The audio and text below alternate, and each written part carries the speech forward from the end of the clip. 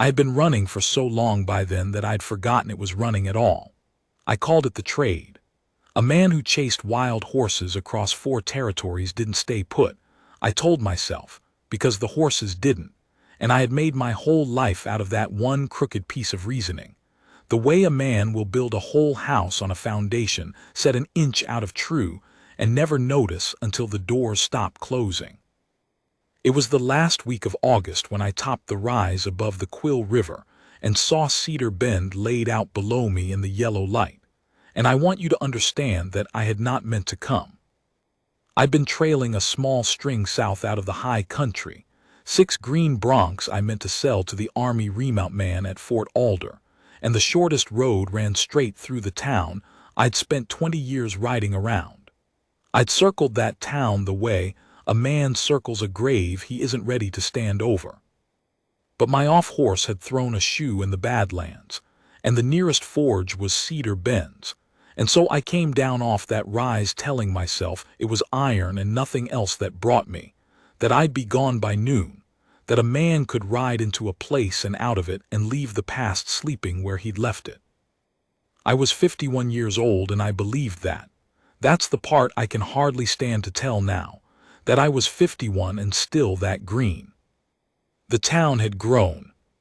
There were 2 streets where there'd been 1, and a church with a real steeple where there'd been a canvas meeting tent, and the cottonwoods somebody had switched into the ground along the wagon road when I was a young man were big now, throwing shade clear across the ruts. But the river smelled the same, cold and mineral off the snowmelt even in August, and the light came down through those cottonwoods in the same broken gold, and my chest did a thing it had no business doing after 20 years. It closed up like a fist. I found the livery by the sound of it before I saw the sign. A hammer on hot iron has a voice you don't forget, and under it a horse was carrying on, a big blowhard sound, and a woman's voice was riding over the top of the both of them, low and even and absolutely without fear. "You can pull all you want," the voice was saying. "I've got all morning and you've got a sore foot. One of us is being a fool about it and it isn't me." I sat my horse in the mouth of that livery yard, and I could not make my hands move on the reins. She had her back to me. She was bent over the near hind of a 17-hand bay that stood a hand taller than any horse had a right to and was making its opinion of the whole business plain, and she had that foot up between her knees and a rasp in her hand, and she was not letting go of it. Her sleeves were rolled past the elbow and her forearms were brown and corded, and there was gray in her hair now, run through the dark like the first frost runs through a stand of grass, and I knew her. God help me, I knew her from the back, from the set of her shoulders, from 20 years and 40 feet away, the way you know your own name spoken in a crowded room. "Della." I must have made a sound. The horse felt me before she did. They always know the stranger first, and it flung its head up and she came up with it, quick, both hands ready, and turned and saw me. I have tried 100 times since to describe what went across her face in that first second, and I have never once gotten it right, so I'll tell you the truth of it instead, which is that nothing went across her face at all. That was the terrible thing. A stranger's face does something when a stranger rides up. Her face did nothing. She looked at me the way she'd have looked at a fence post that had grown up overnight in the middle of her yard.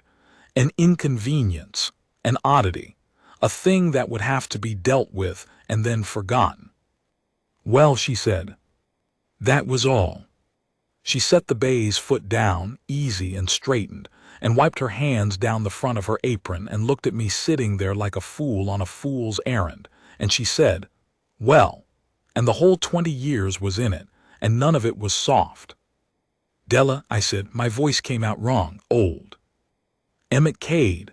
She said my name the way you'd read it off a wanted bill. "You'll want the forge, I expect. Everybody who comes through wants the forge." She turned half away, toward the smithy shed where a boy of maybe 15 had stopped his hammering to gawk. "Tomas, gentleman's got a horse wants shoeing." "See to it." "Della." "It's Miss Merritt," she said. "To men I don't know." And she walked past my horse close enough that I could have touched her hair, and she did not look up at me once, and she went into the dark of the barn and left me sitting in the sun. I want to tell you that I turned that horse around and rode out of there and left her in peace, because that would be the decent thing, and I have never claimed to be anything but a plain man. But the truth is I climbed down. My legs weren't good after a hard week, and I climbed down slow, and I stood in her yard holding my reins like a stranger. And the boy Tomas came and took my off-horse to the forge, and I stood there because I could not for the life of me make myself leave. And that was the first honest thing I'd done in 20 years without knowing it was honest. I'll tell you now what I'd done to her, since you'll wonder, and since a man ought to say the worst of himself out loud if he's going to say anything at all. We had been young together in Cedar Bend, when it was one street and a tent. Her father, Ezra Merritt, kept the livery and the forge and broke horses on the side, and I'd hired on to him as a boy of 19 with nothing to my name but a saddle and a temper, and I'd learned the horse trade at his elbow, and I'd fallen in love with his daughter across the top rail of a corral over the better part of 3 years. That's not a thing you fall into quick when it's real.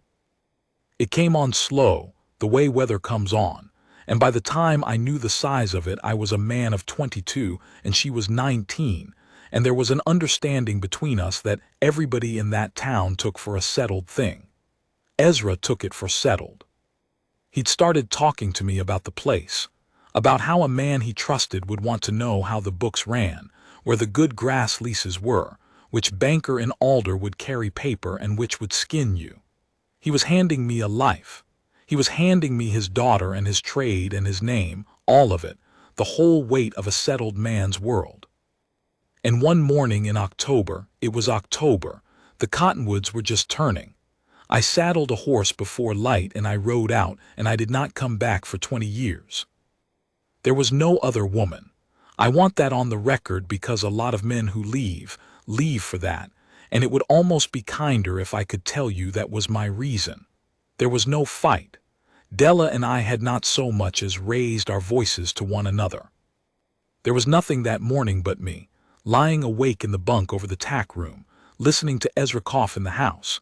He had a bad chest, that fall, and feeling the whole settled shape of my life close down around me like a stall door, and a voice in me, a young man's black cowardly voice, saying, "You'll die here.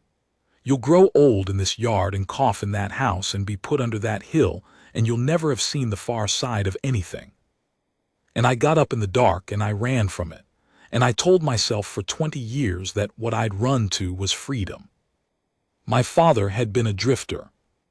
Died alone in a line shack in the Bighorns with nobody to close his eyes, and was 3 weeks under the snow before a line rider found him, and I had spent my whole boyhood swearing I'd never be pinned to one patch of ground, the way settled men were pinned, never be the man who coughed himself small in one house on one hill. I had it exactly backwards. I know that now. It took me 50 years to learn it, and I learned it the hard way, standing in Della Merritt's yard with my hat in my hands. But that morning in October when I was 22, I had it exactly backwards, and I paid for the mistake in the only coin that spends, which is years. The boy Tomas shod my off-horse quick and clean, Ezra's teaching, still running down through this yard 2 generations on. Though Ezra was 10 years dead, I'd learn, and I paid him, and I stood there and I did not leave. Della came back out of the barn with a coil of rope and found me still standing in her yard. "You're shod," she said. "Road's the same one you're good at." "I'd take a meal," I said. "If there's a house in this town serves one, and a bed, my horses are done in." She looked at me a long moment. I'd like to tell you I saw something soften. I didn't. What I saw was a woman doing arithmetic, weighing what it would cost her to be the one who turned a tired man and tired stock out onto a dry road, against the cost of having me under her roof another hour. She was a fair woman. She'd always been fair. It was the worst thing about facing her, that fairness, because it meant she'd never once give me the mercy of being unjust. "Widow Ansel keeps rooms," she said, "over the mercantile. Tell her I sent you and she won't charge you double." A pause. You can turn your string into my back lot for the night, grass and water, 2 bits for the both, and you muck it yourself. Della, Miss Merritt. I'll muck it myself, I said. And that was how I came to stay a night in Cedar Bend that I had meant to ride through by noon, and how the night became a week, and the week became the rest of my life, though I'll swear on anything you like that I didn't know it then. I thought I was resting horses. A man will tell himself anything. The thing that kept me, the thing I told myself kept me, was the black horse. I saw him the second morning, standing off by himself in the far corner of Della's back lot. A big black stud with one white sock, and a look in his eye like a locked door. There was a fresh scar down his near shoulder and an older one across his nose, and when the boy Tomas went anywhere near him, the horse came off the ground with all 4 feet and a scream in him, and Tomas, who was no coward, went pale and got out. Nobody's rode him, Tomas told me when I asked. Miss Merritt won't sell him and can't gentle him. Man that owned him last beat him half to ruin, then quit the country owing her board on him. She took him for the debt. Everybody says she ought to shoot him. The boy lowered his voice, glancing back at the barn. She won't. She says it wasn't the horse's doing, what was done to him. But he's killed one man's spirit for the work and near broke another's arm, and she can't run a livery yard with a killer in the back lot, and she can't bring herself to end him, and it's tearing at her worse than she'll say. I stood at the rail a long time and watched that horse hate me, and I understood him. That's the plain truth of it. I had spent 20 years being that horse, a thing that had learned that every hand that reached for it meant to take something, and so it had decided, once and for all, to be untouchable, and had mistaken the loneliness of that for freedom. I knew exactly what was behind that locked door because I had been living behind it since I was 22. I found Della in the forge shed and I said, "I'll gentle the black." She didn't look up from the wagon tire she was setting. "No, you won't. I've broke rough stock for 20 years. It's the one thing I'm good for." "I know what you're good for, Emmett Cade." She said it flat, still not looking up, and there was so much in it that I had to look away. "You're good for the ones that won't be held. You always were.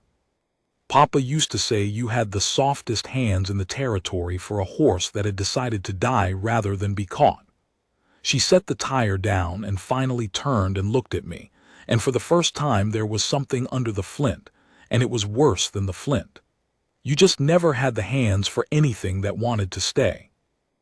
I had no answer to that. There isn't one. She'd said in 2 sentences the whole indictment of my life, and she'd said it without heat, the way she'd say the price of a wagon tire, and then she'd gone back to her work. I gentled the black anyway. She didn't stop me. I think she wanted to see me fail at it, and I can't blame her, and there were 3 days there where I nearly did. I'll spare you the horseman's particulars. How you sit in a corral hour on hour and do nothing.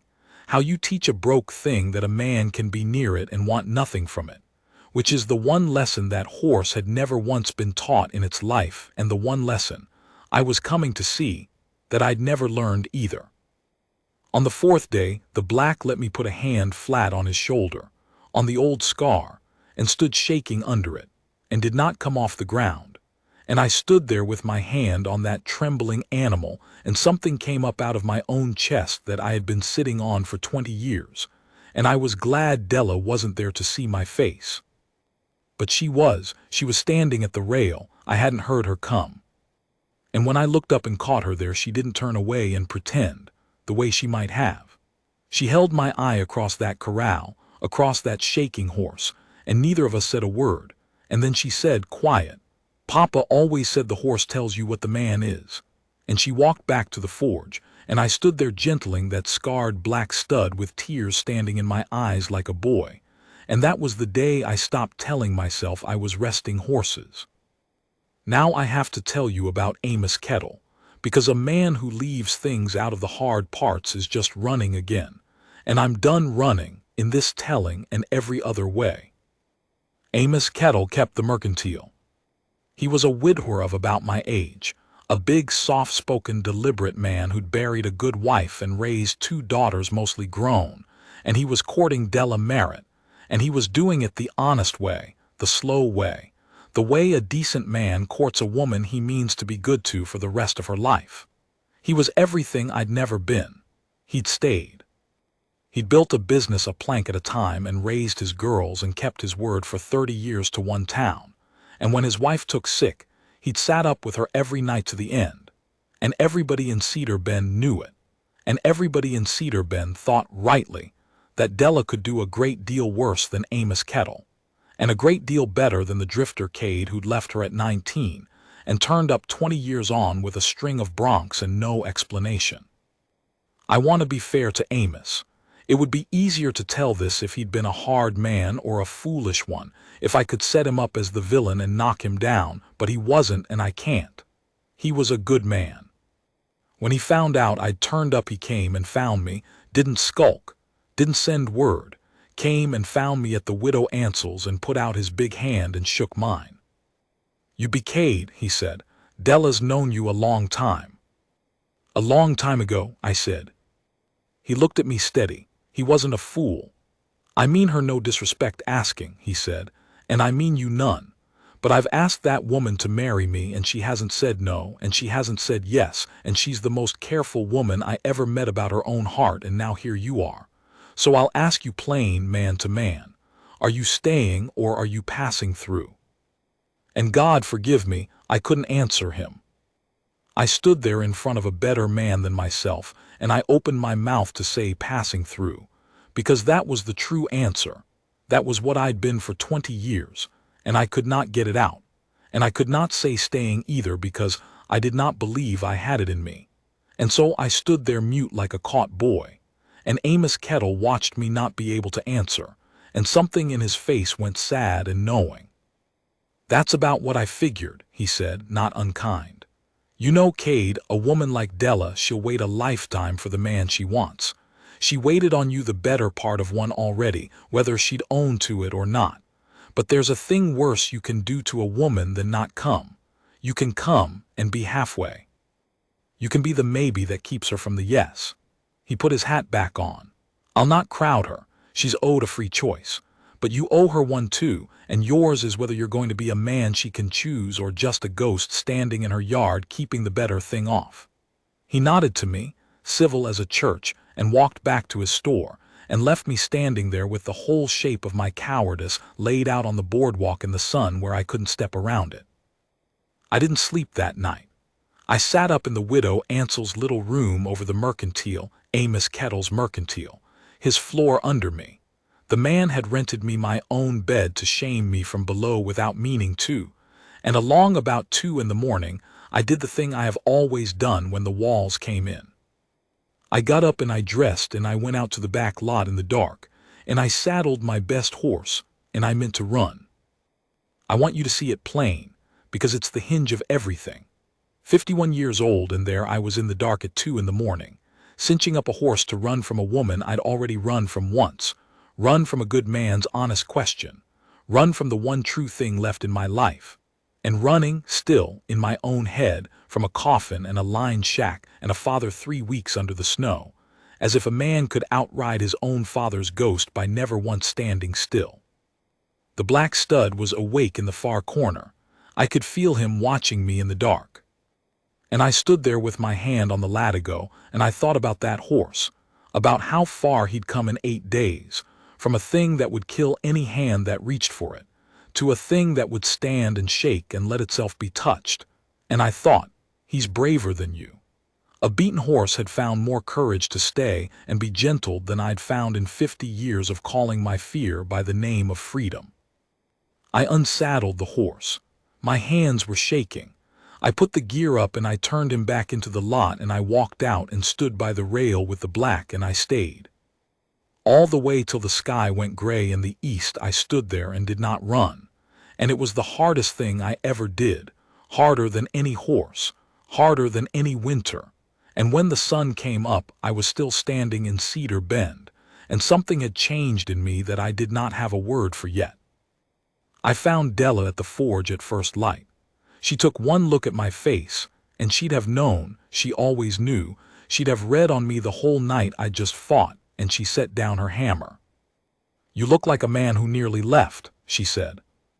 "I did," I said. "I saddled up. I stood there an hour with the horse saddled." I made myself hold her eye. "I unsaddled him. I'm telling you because I'm done lying mostly to myself. I don't know if I've got it in me to stay, Della. But I didn't run last night, and that's the first time in 20 years I chose not to, and I wanted you to know I did it here." For a long moment she didn't say anything. The forge ticked and cooled behind her, and then she said low, "Do you know what you cost me, Emmett?" And her voice was steady, but her eyes weren't. "Not the leaving. I've made my peace with the leaving. It's the not knowing. 20 years of not knowing if you were dead in a ravine somewhere or living happy under some other woman's roof. 20 years of a piece of me standing at that gate you rode out of, and I couldn't bury you because you weren't dead, and I couldn't marry another because I didn't know, and I hated you for it. And worse than hating you, I got so I couldn't feel the thing that hating you was standing in for." She wiped her face rough with the back of her wrist and picked her hammer back up. "So don't come to me proud of not running one single night. You want to tell me something, tell me in a year. Tell me in 5. Tell me when your not running's got some age on it. Words are cheap from a man whose whole life's been words that turned into hoofprints by morning."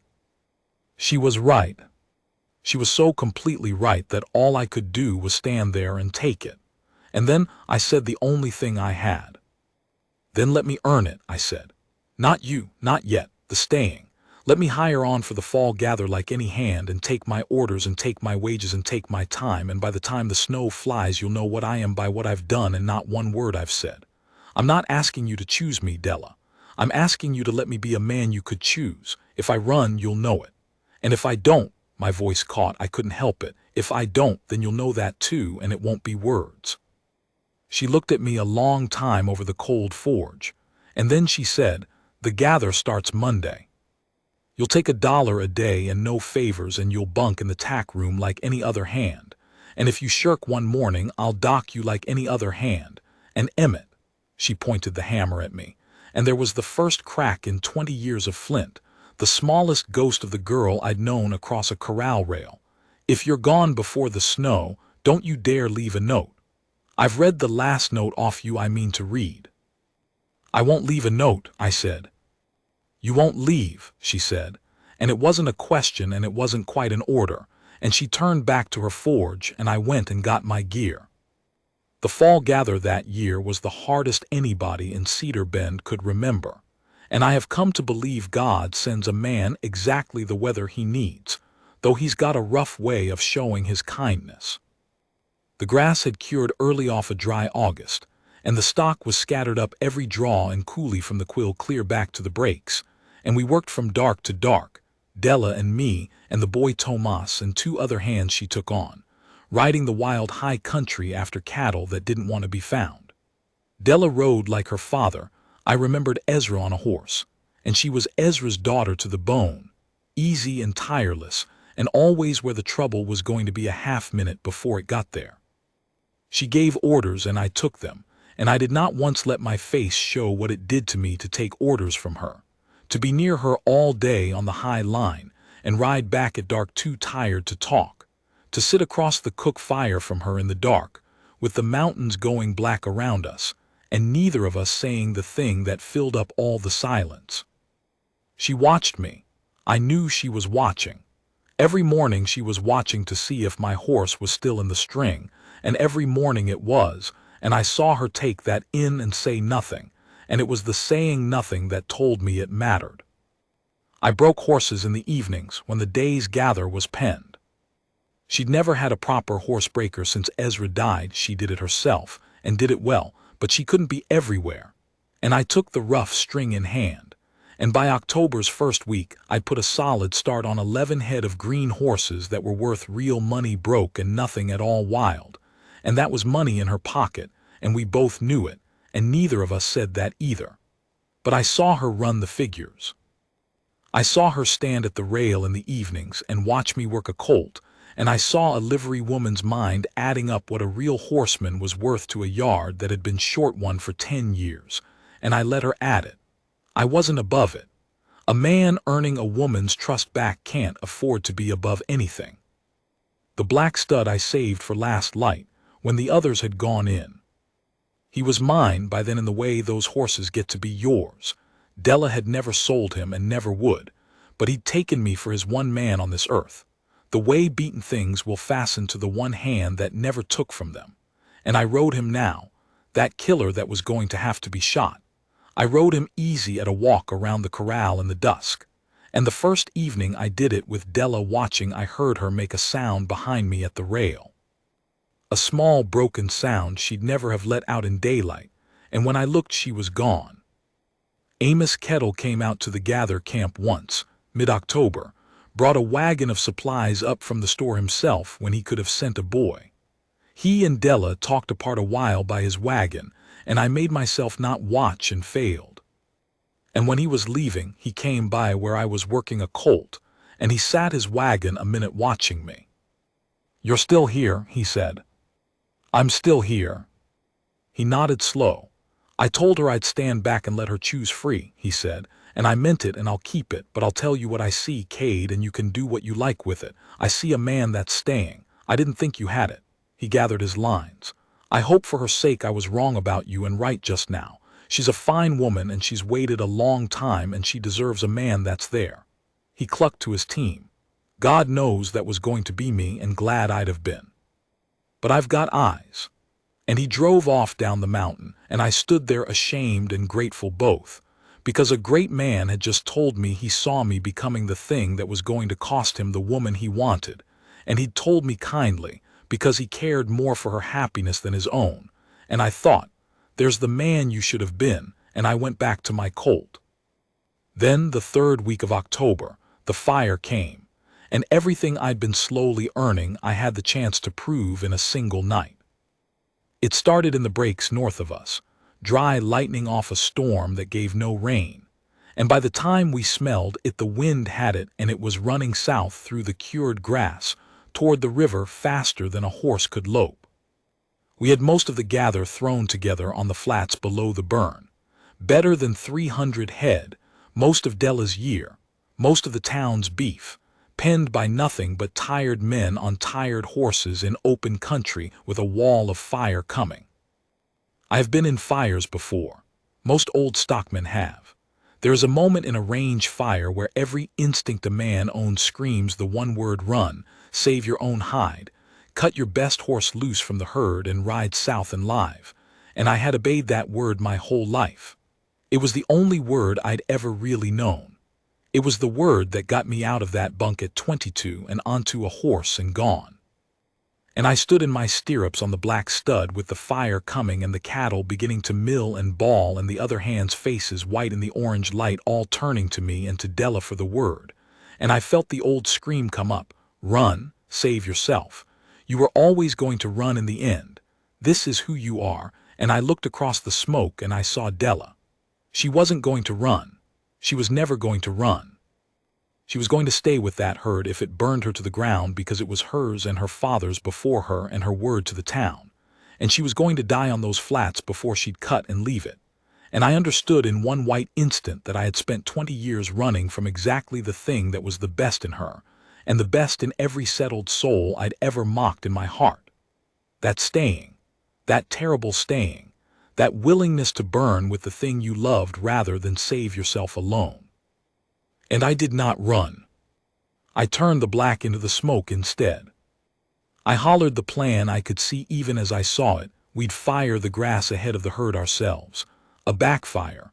Burn a black strip the coming fire couldn't cross and hold the cattle onto the burned ground where nothing was left to feed the flames. It's an old trick and a desperate one, and it works or it kills you, and there's no third way.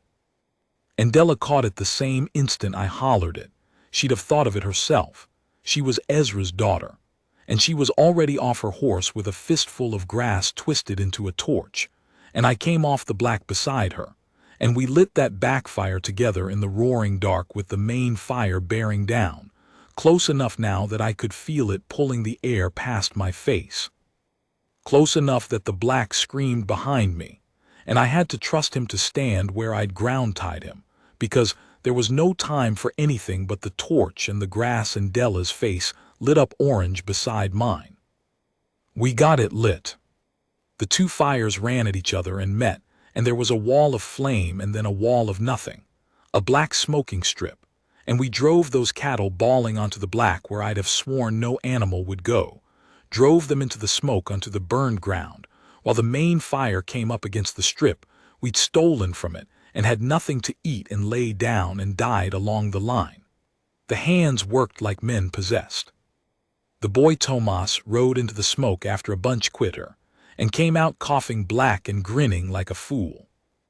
We lost 11 head and no men and no horses, and by the gray of morning we sat our exhausted animals on a smoking black plain with 300 head saved around us, and I was so tired I could not have run from anything.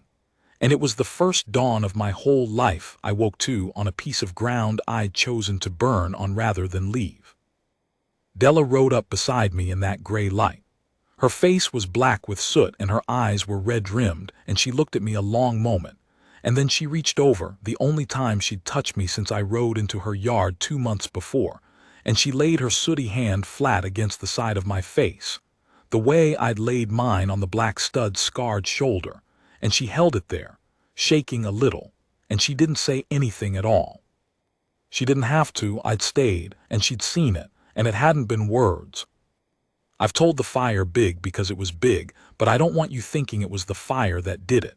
A man who changes over one big night just changes back over the next. It wasn't the fire. The fire was only the night that let her see the thing the 2 quiet months had already made. What did it was the mornings. 60-some mornings by then that my horse was still in the string. What did it was every dawn I didn't ride out. A great love isn't proved in one fire.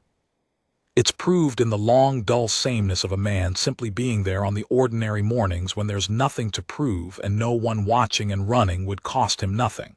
And he stays anyway, because staying has finally become the deepest thing in him, deeper than the old fear, deeper than the ghost in the lined shack, deeper than the lie he called freedom for 30 years.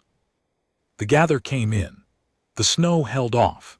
And on a still, cold evening in early November I went to Della at the forge, where she always was, where I'd first seen her bent over that big bay's foot in the August light a lifetime before, and I told her I meant to stay for good, and I told her how. There's the old Prout quarter section run down to nothing on the far side of the river, I said. I mean to buy it. I've horse money saved, more than a running man ever needed, and I mean to put it into ground for the first time in my life. Not your ground, Della. Mine. My own place, my own name on my own deed, so that if I'm ever going to be worth anything to you it's as a man who stands on his own 2 feet on his own dirt and not a drifter warming himself at your fire. I made myself say the rest. I'm not asking you to marry me. I've got no right to ask you anything and I know it. I'm telling you what I'm doing so that you can watch me do it. I'm going to buy that ground and I'm going to work it and I'm going to be right across the river for the rest of my life whether you ever cross it or not. And if it takes you 5 years to believe I won't leave, then I'll be there 5 years from now for you to believe it. And if it takes 10. Emmett, she said. If it takes 10, I'll be. Emmett, she set down her hammer. There were tears on her face and she let me see them, which she had not done in 20 years, not once, not even in the fire. You always did talk too much for a quiet man, she said, and her voice broke clean in half. You bought the ground already, didn't you? You wouldn't have said it else. Signed the paper Tuesday, I admitted.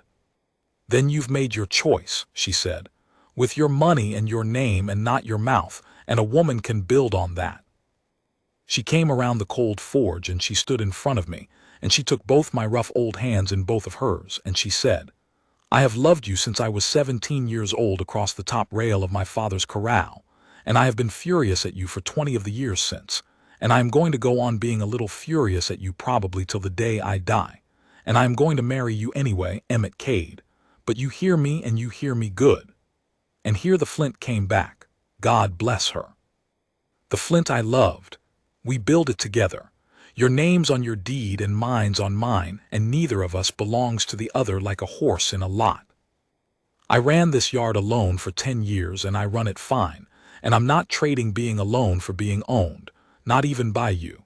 We're two grown people who each stand on our own ground and choose each other across the river every single day. That's the only kind of staying that means anything. You understand me? I understand you, I said.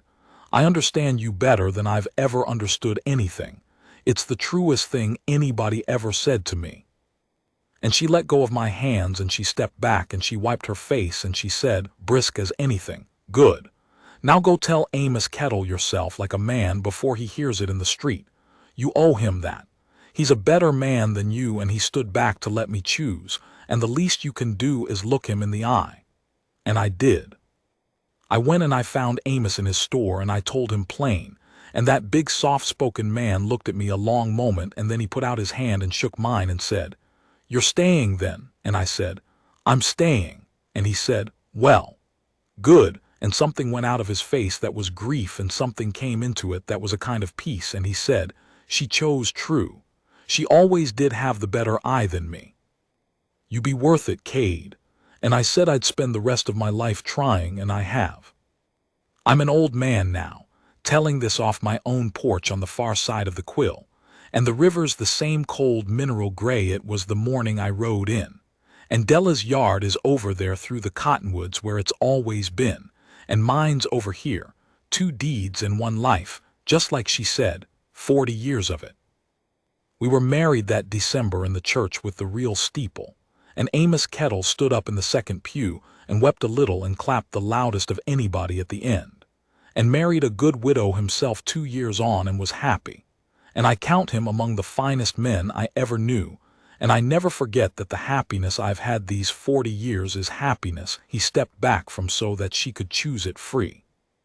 The black stud lived to be near 30 and died in his sleep, in a stall I built him, and never once tried to kill another soul after those first months, and I buried him myself up on the bench where you can see both yards, and I go up there still, slow now, on the good days. I think about my father sometimes, 3 weeks under the snow in that lined shack with nobody to close his eyes, and I think about how I spent 30 years running so hard from his lonely death that I nearly ran myself into it. I think about the boy of 22 who got out of a bunk in the dark, because a settled life looked to him like a stall door closing, and I want to go back and take that boy by the collar and tell him, "Son, the open range you're so afraid of losing is the emptiest country God ever made, and you can ride it your whole life and die on it alone, and the thing you're calling a stall door is the only door that ever opened onto anything worth having." I want to tell him the bravest thing a man ever does isn't cutting loose. Any coward can cut loose. I did it for 30 years. The bravest thing a man ever does is stay on the burning ground with the thing he loves, stay through the dull mornings when running would cost him nothing, stay and be gentled by the one hand that never took from him, stay and let himself be held. I called it freedom all those years, that loose rope I dragged behind me across 4 territories. It was the emptiest thing I ever held. And the day I tied it here, to this ground and to that woman across the river, was the day I stopped being lost. Della's out on her porch now of an evening. I can see her through the cottonwoods when the leaves come down, gray-headed and straight-backed and still a little furious at me after 40 years. And she lifts her hand to me across the water, and I lift mine to her. 2 old people who chose each other across a river every day of their lives and are choosing still. And I tell you there is no wild country on this earth, no far side of any mountain I ever ran toward, worth 1 evening of that raised hand across the Quill. I rode into Cedar Bend to shoe a horse and be gone by noon. I'm still here,